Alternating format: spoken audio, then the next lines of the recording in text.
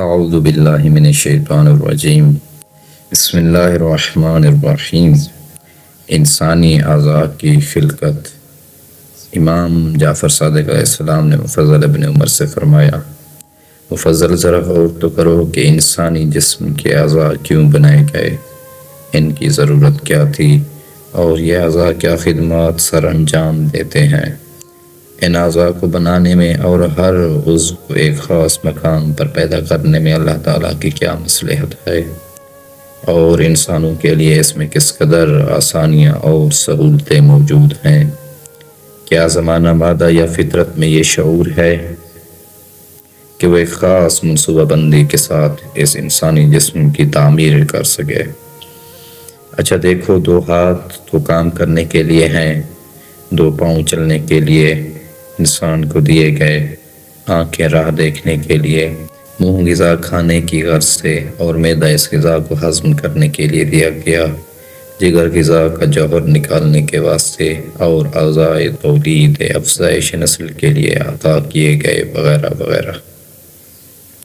اب اگر تم ان اعضاء، ان کی بناوٹ، کارکردگی اور جسم کے اندر ان کے مقام پر غور کرو گے تو سمجھ جاؤ گے کہ ہر عضو ایک خاص مصلحت کے ساتھ پیدا کیا گیا، اور جسم کے ہر عضو کا دوسرے عضو سے ایک خاص رشتہ اور رابطہ ہے۔ یہ تمام عضو مل کر انسانی جسم کی تشکیل کرتے ہیں اور انسان کو وہ تمام سہولتیں فراہم کرتے ہیں جس کی اسے زندگی گزارنے کے لیے ضرورت ہوتی ہے۔ نوٹ: جسمانی اعضاء اور ان کے کام۔ انسانی جسم کے اعضاء، جسم میں ان کے مقام اور ان کی کارکردگی کے بارے میں